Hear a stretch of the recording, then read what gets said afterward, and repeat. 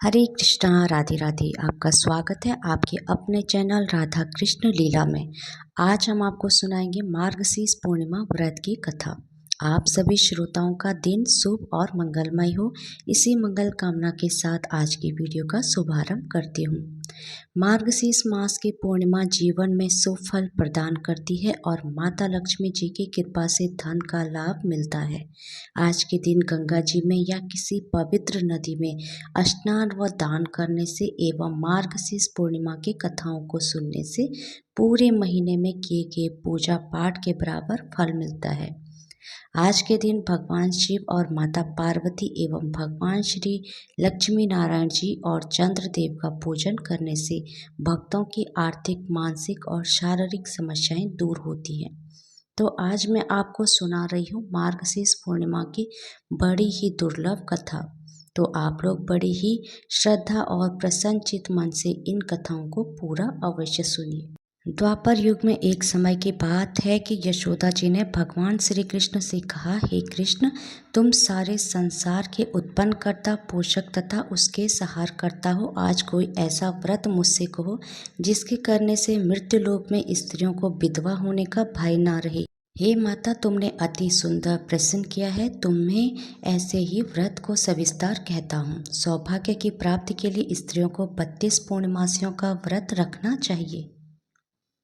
इस व्रत के करने से स्त्रियों को सौभाग्य संपत्ति मिलती है। यह व्रत अचल सौभाग्य देने वाला एवं भगवान शिव के प्रति मनुष्य मात्र की भक्ति को बढ़ाने वाला है। यशोदा जी कहने लगी, हे कृष्ण, सर्वप्रथम इस व्रत को मृत्युलोक में किसने किया था, इसके विषय में विस्तार पूर्वक मुझसे कहो। श्री कृष्ण जी कहने लगे कि इस भूमंडल पर एक अत्यंत प्रसिद्ध राजा चंद्रहास से पालित अनेक प्रकार के रत्नों से परिपूर्ण कातिका नाम की एक नगरी थी। वहाँ पर धनेश्वर नाम का एक ब्राह्मण था और उस स्त्री अति सुशीला रूपवती थी। दोनों ही उस नगरी से बड़े प्रेम के साथ रहते थे। घर में धन धान्य आदि की कमी नहीं थी। उनको एक बड़ा दुख था कि उनकी कोई संतान नहीं थी। इस दुख से वो अत्यंत दुखी रहते थे। एक समय एक बड़ा तपस्वी योगी उस नगरी में आया। वह योगी उस ब्राह्मण के नगर को छोड़कर अन्य सब घरों से भिक्षा लाकर भोजन किया करता था। रूपवती से वह भिक्षा नहीं लिया करता था। उस योगी ने एक दिन रूपवती से भिक्षा ना लेकर किसी अन्य घर से भिक्षा लेकर गंगा किनारे जाकर भिक्षान को प्रेम पूर्वक खा रहा था कि धनेश्वर ने योगी का यह सब कार्य किसी प्रकार से देख लिया। अपनी भिक्षा के अनादर से दुखी होकर धनेश्वर योगी ने बोला, महात्मा, आप सब घरों से भिक्षा लेते हैं परंतु मेरे घर की भिक्षा कभी नहीं लेते, इसका कारण क्या है? योगी ने कहा कि निसंतान के घर की भीख पतियों के अन्न के तुल्य होती है और जो पतितों का अन्न खाता है वह भी पतित होता है। क्योंकि तुम निसंतान हो, अंत पतित हो जाने के भय से मैं तुम्हारे घर की भिक्षा नहीं लेता हूँ।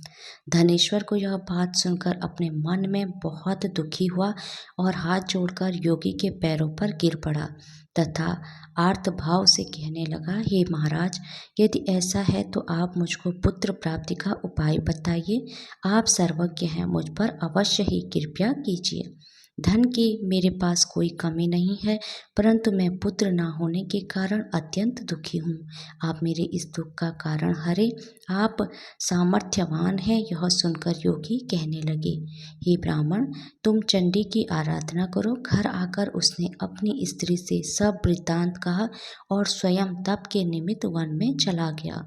वन में जाकर उसने चंडी की उपासना की और उपवास किया।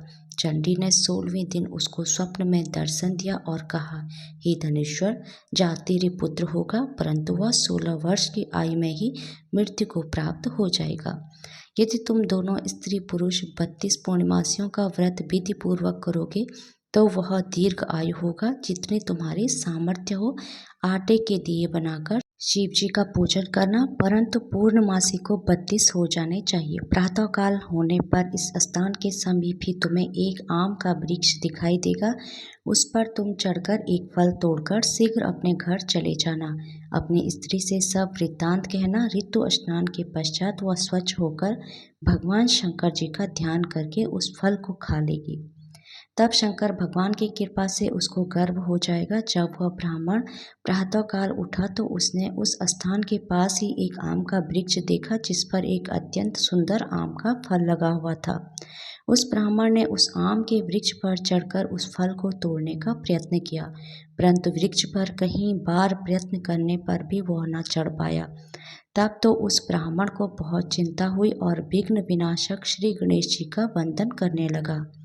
हे दयानिधि, अपने भक्तों के विघ्नों का नाश करके उनके मंगल कार्य को करने वाले, दुष्टों का नाश करने वाले, रिद्धि सिद्धि के देने वाले, आप मुझ पर कृपा करके इतना बल दे कि मैं अपने मनोरथ को पूर्ण कर सकूं।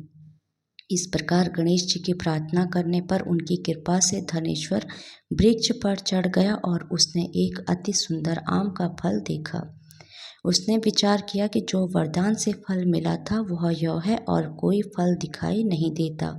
उस धनेश्वर ब्राह्मण ने जल्दी से उस फल को तोड़कर अपनी स्त्री को लाकर दिया और उसकी स्त्री ने अपने पति के कथा अनुसार उस फल को खा लिया और वह गर्भवती हो गई।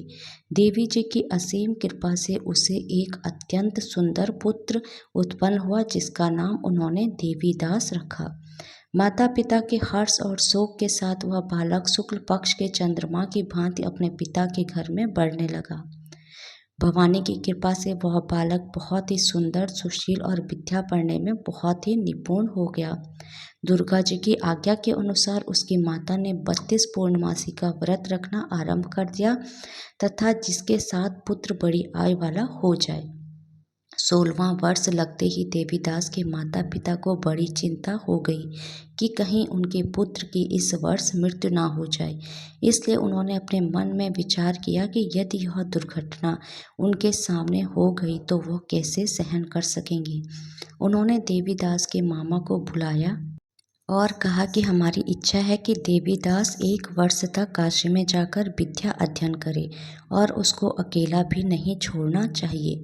इसलिए साथ में तुम चले जाओ और 1 वर्ष के पश्चात इसको वापस लौटा आना।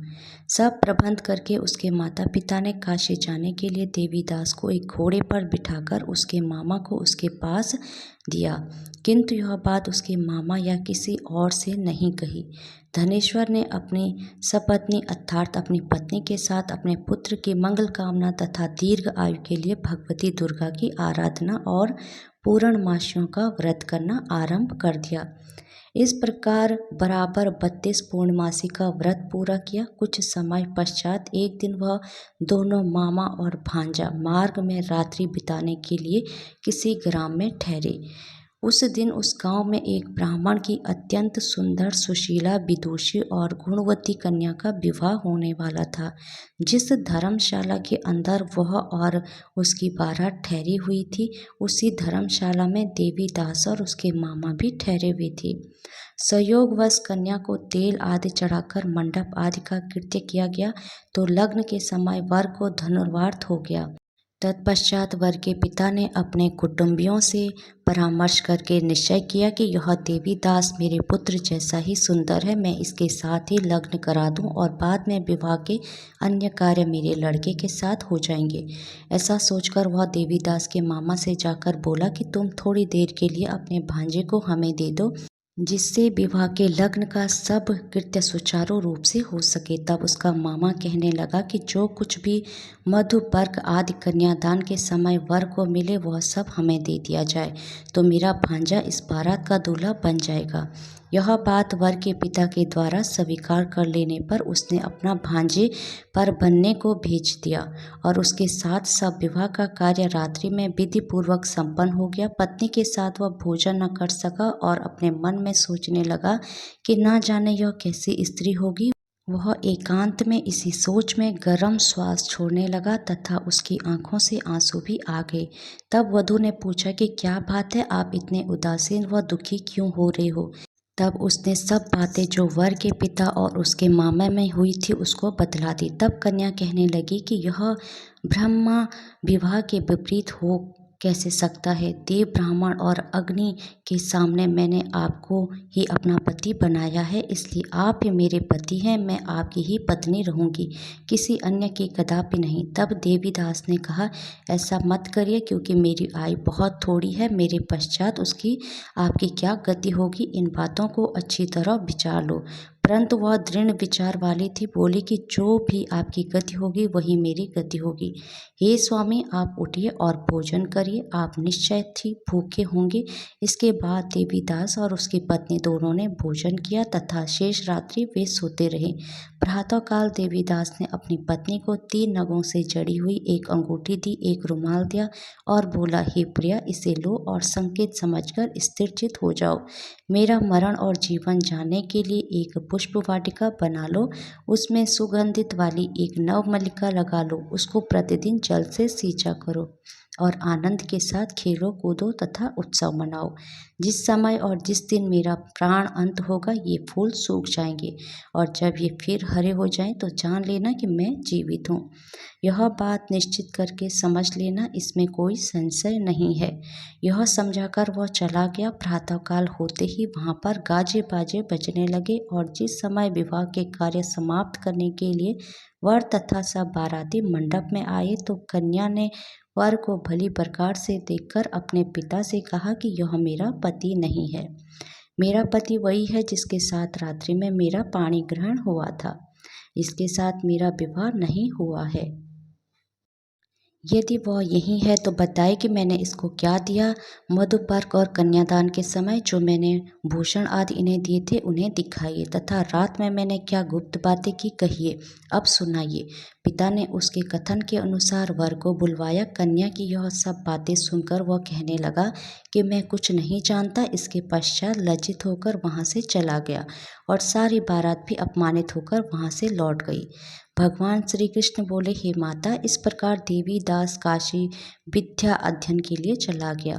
जब कुछ समय बीत गया तो काल से प्रेरित होकर एक सर्प रात्रि के समय उसको डसने के लिए वहां पर आया। उस विषधर के प्रभाव से उसके शयन का स्थान चारों ओर से विष की ज्वाला से विषैला हो गया, परंतु व्रतराज के प्रभाव से उसको काटने न पाया, क्योंकि पहले ही उसकी माता ने 32 पूर्णिमा का व्रत कर रखा था। इसके बाद मध्ययान के समय स्वयं काल वहां पर आया और उसके शरीर से उसके प्राणों को निकालने का प्रयत्न करने लगा, जिससे वह मूर्छित होकर पृथ्वी पर गिर पड़ा। भगवान की कृपा से उसी समय पार्वती जी के साथ भगवान शंकर जी वहां पर आए। उसको मूर्छित दशा में देखकर पार्वती जी ने भगवान शंकर से प्रार्थना की कि हे महाराज, इस बालक की माता ने पहले 32 पूर्णिमा का व्रत किया था, जिसके प्रभाव से हे भगवान आप इसको प्राणदान दे। भवानी के कहने पर भक्त वत्सल भगवान शिव जी ने उसको प्राणदान दे दिया। इस व्रत के प्रभाव से काल को भी पीछे हटना पड़ा और देवीदास स्वस्थ होकर बैठ गया। उधर उसकी स्त्री इसके काल की प्रतीक्षा किया करती थी। जब उसने देखा कि उस पुष्प वाटिका में पत्र पुष्प कुछ भी नहीं रहे, तो उसको अत्यंत आश्चर्य हुआ और जब वह वैसे ही हरी भरी हो गई, तत्पश्चात वह जान गई कि वह जीवित हो गए हैं। यह देखकर वह बहुत प्रसन्न मन से अपने पिता से कहने लगी कि पिताजी, मेरे पति जीवित हैं, आप उनको ढूंढिए। जब 16 वर्ष व्यतीत हो गया तो देवीदास भी अपने मामा के साथ काशी से चल दिया। इधर उसके ससुर उसको ढूंढने के लिए अपने घर से जाने वाले ही थे कि वह दोनों मामा भांजा वहां पर आ गए। उसको आया देखकर उसका ससुर बड़ी प्रसन्नता के साथ अपने घर में ले आया। उस समय नगर के निवासी भी वहां इकट्ठा हो गए और सबने निश्चय किया कि अवश्य ही इसी बालक के साथ इस कन्या का विवाह हुआ था। उस बालक को जब कन्या ने देखा तो पहचान लिया और कहा कि यह तो वही है जो संकेत करके गया था। तद उपरांत सभी कहने लगे कि भला हुआ जो यह आ गया, और सब नगरवासियों ने आनंद मनाया। कुछ दिन बाद देवीदास अपनी पत्नी और मामा के साथ अपने ससुर के घर से बहुत सा उपहार आदि लेकर अपने घर के लिए प्रस्थान किया। जब वह अपने गांव के निकट आ गया तो कई लोगों ने उसको देखकर उसके माता पिता को पहले ही जाकर खबर कर दी कि तुम्हारा पुत्र देवीदास अपनी पत्नी और मामा के साथ घर वापस आ रहा है। ऐसा समाचार सुनकर पहले तो उन्हें विश्वास ही नहीं हुआ, किंतु जब और लोगों ने भी आकर उनकी बात का समर्थन किया तो उनको बड़ा आश्चर्य हुआ। लेकिन थोड़ी देर में देवीदास ने आकर अपने माता पिता के चरणों में अपना सिर रखकर प्रणाम किया और उसकी पत्नी ने अपने सास ससुर के चरणों को स्पर्श किया तो माता पिता ने अपने पुत्र और पुत्रवधू को अपने हृदय से लगा लिया और दोनों की आंखों से प्रेम अश्रु बह चले। अपने पुत्र और पुत्रवधू के आने की खुशी में धनेश्वर ने बड़ा भारी उत्सव किया और ब्राह्मणों को भी बहुत सा दान दक्षिणा देकर प्रसन्न किया। श्री कृष्ण जी कहने लगे कि इस प्रकार धनेश्वर 32 पूर्णिमासियों के व्रत के प्रभाव से पुत्रवान हो गया। जो भी स्त्रियां इस व्रत को करती हैं वे जन्म जन्मांतर में वैधव्य का दुख नहीं भोगती है और सदैव सौभाग्यशाली रहती है। यह मेरा वचन है, इसमें कोई संदेह नहीं मानना। यह व्रत पुत्र पौत्रों को देने वाला तथा संपूर्ण मनोकामनाओं को पूर्ण करने वाला है। 32 पूर्णमासियों का व्रत करने से व्रती की सब इच्छाएं भगवान शिव जी की कृपा से पूरी हो जाती हैं। हरे कृष्णा, राधे राधे। भगवान श्री कृष्ण और राधा रानी की कृपा आप सभी भक्तों पर हमेशा बनी रही। जय श्री राधे।